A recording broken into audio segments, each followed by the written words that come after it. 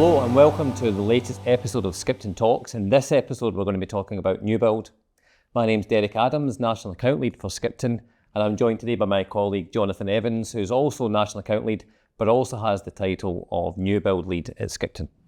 So Jonathan, the obvious first question, talk to us about the title of New Build Lead. Yeah, so for me it's a great opportunity. Initially it's about establishing myself within the new build market. There's a lot of relationships out there. So it's getting to speak to the various distributors, the developers, and also the key influencers within the new build market. For me, it's about once I've established that, once I've got access to the right people at the right places, it's then about gathering information and then bringing that back to Skipton and seeing if we can then potentially use some of that information to help us drive our proposition and play a role in our strategy. So it's about establishing my base, get my name out there, which I think I've started fairly well, then gathering that information and then starting to leverage the new build relationships. Okay. And the Skipton proposition as it stands at the moment, do you feel it's a strong proposition for those that are looking at new build? Yeah, I think we have got a strong proposition. It's multifaceted. It covers a lot of areas. It helps a lot of different customer types. Obviously, we've got a focus on first-time buyers. Yeah. So for me, this role, it's more about building on what we've already got, not getting complacent. Taking what we've got, the strong, solid foundation that we've made, and then continuing that into the future. And I also think, getting away from proposition. I think it's important that we, as a group and as a building society, we do bring a voice to the new build market as well. I think we've got a lot of good insights that we can use to help educate the broker market and help them navigate the complexities of the market, because it's pretty challenging and dynamic at the moment. So you mentioned challenging. Obviously, people watching this will know that the targets have been removed for building houses, the age-old Help to Buy being removed. So what do you see as the challenges within the new build market? So I think before we zone into specific, products, etc., I think if we take a step back and we look at it from a higher point of view, a higher level, you've got declining home ownership within the UK. There's dwindling supply levels. The demand for homes is, outstrips supply quite a bit. You've got falling levels of planning permission. The whole planning process needs a bit of work and looked at. And you've also got the frequent changes of housing ministers, which, doesn't help things either.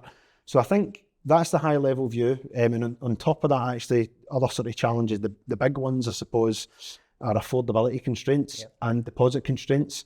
And then that's the high overarching challenges for the market. You'd mentioned Help to Buy. So yes, it's no surprise that Help to Buy, once it finished, the numbers that delivered, there's not really been another scheme that's replaced the volume and the sheer numbers that produced. But there are a couple of front runners there. So you've got, shared ownership. That seems to be the front runner out of the government schemes. The numbers that are coming through that on an annual basis. But again, the supply versus the demand, there's a big mismatch. So there's, the government, it'd be good if the government, for example, could they look at ring fencing more properties for first-time buyers, via shared ownership as an example. You've also got the First Homes scheme as well, and you've got the Rent to Buy scheme as well. Right. Okay. Jonathan, we'll come on to affordability and shared ownership in a second, but you mentioned about supply and demand. Does that then create opportunities for those watching this webinar and when they're looking at new build? Yeah, absolutely. So specifically for the broker community who we serve, massive opportunity for advisors. When you're looking at 2024, should a bit more optimistic this year as the economic backdrop starts to improve. You've also got mortgage approvals that have been increasing month on month since September last year as well at the point of recording. The other key thing for brokers, the market is moving more towards intermediated mortgages. So when customers are looking for advice, I think it's roughly 86% of the market is taking their advice through a mortgage broker. And when you look at first-time buyers, that number's even higher. Right. And if I'm a first-time buyer, personally, I would want a broker fighting my corner. Yeah. They've got the relationships with the developers. They've got relationships with the lenders. They have got relationships with the housing associations, for example, shared ownership. Yeah. And they've even got relationships with the solicitors. So they take all of the siloed processes, bring it all together, and they package it for the customer. So yeah, I think there's huge opportunity for brokers there once the market starts performing slightly better. As we move, hopefully we build a bit of momentum as we move through 2024, and brokers are well placed to capitalise on that. And for me, it seems there are a lot of schemes out there. Now, that gives a bit of variety of choice, but again, does that provide an opportunity for a broker to really help somebody through the various myriad of new build schemes that are out there? Yeah, so I think, scheme specific, there's a lot happening in that sort of area of the new build sector at the moment.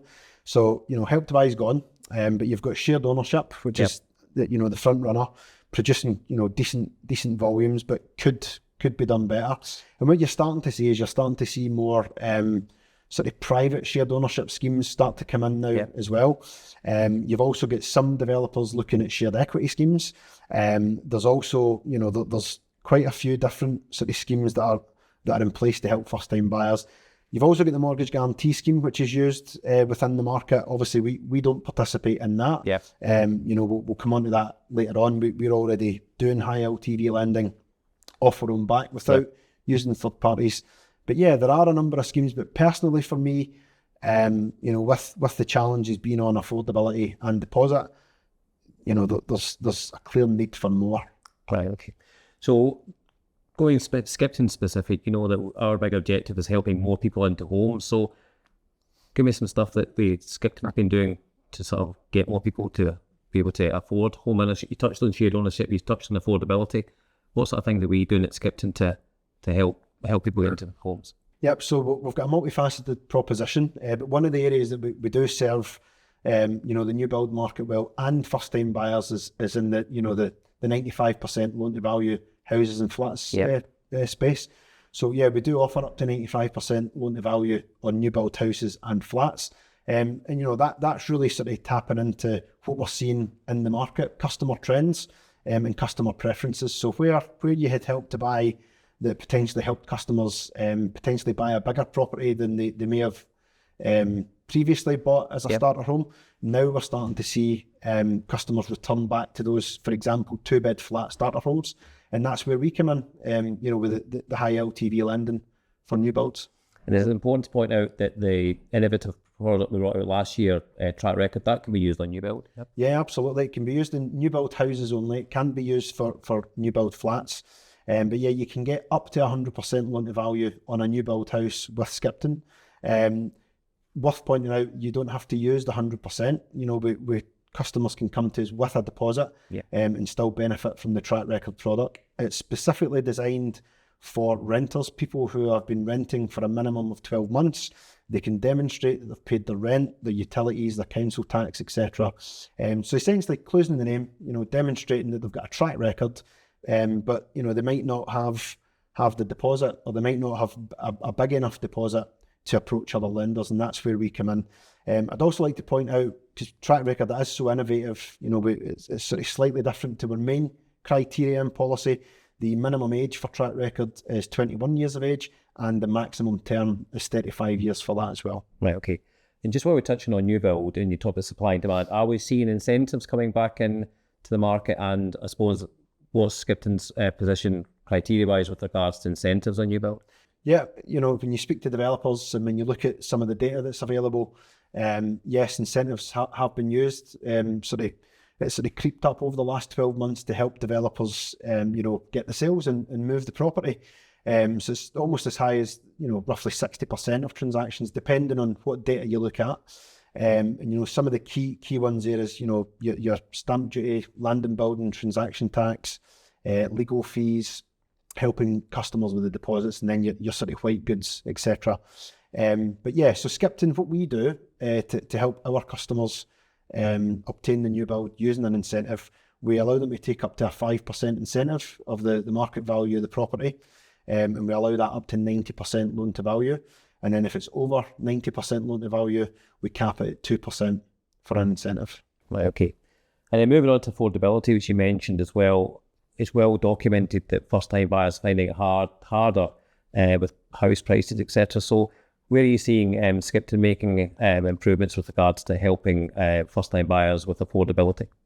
So one of the ways we do it, we've got Income Booster, and the sort of abbreviated name of that's Joint Borrower Sole Proprietor, and that's sort of looking at intergenerational and potentially using family members, or they don't have to be family members with Skipton. Essentially having other people coming onto the mortgage to help the applicants hit the affordability. So that's one of the things that we launch, and it's done quite well for us to help customers with affordability. Because certainly feedback I'm getting, we obviously allow out 4 applicants, but we can take all 4 incomes as well, which really boosts the affordability. But I think the other aspect that we do is that with regards to who's living in the property and who isn't, that can be fairly agile as well. Yeah, we're pretty flexible in that, whereas other lenders may not be. We are pretty relaxed on the setup and the makeup of who's living in the property and who's going on the title deeds. Fine, okay. So I suppose a final question would be, if a broker's watching this, looking at the sort of new build market, any sort of top tips for a broker who wants to maybe perhaps do more of this type of business? A good BDM is worth their weight in gold. We've got a strong field-based and telephone-based BDM team.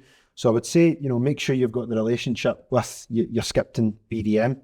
The relationships that they've got internally to help you get the cases through are invaluable. There's also a plethora of information out there for brokers now, podcasts, video recordings like this. Lenders, some lenders have got their own podcasts, including us, and even some of the trade press and the distributors. So there's a lot of information out there that brokers can really educate themselves on to help them understand what's happening in the market and help their customers. And finally, we understand that new build is a slightly different transaction. So I think on an underwriting process, we treat those differently. Yep. So we aim, it's not a guarantee, we aim to underwrite them in under 48 hours. And we've also got a 9-month offer with a 3-month extension for new builds. So in an environment like just now, where rates are, quite volatile, that customer can keep that product that they've got with Skipton. Yeah. Even at the 9-month point, if they want to extend it, they can keep that product. So for example, if rates have went up, if rates have come down, we would allow them to move to a better product when they're asking us to extend it. And so they just sort of jumping back actually to underwriting, I forgot to mention this for our new lending team. We've got a flexible approach to underwriting. So if there's a case there and the broker speaks to our BDM or web chat or another channel that we offer, we do have that flexibility to look at the case and take it on its merits where we can. So Jonathan, thanks for joining us this morning, talking about all things new build and the Skipton proposition, and some insights you've given us to the challenges and the opportunities that are there for brokers. And thank you for joining us today. Hopefully you found that a lot of use of your time. As Jonathan's mentioned, if you want to find more out about new build, good idea would be to get in touch with your Skipton BDM or visit our webpage. We'll have a new build section for some of the stuff that Jonathan's mentioned. Appreciate you joining us, and hopefully you tune in next time when we do another episode of Skipton Talks.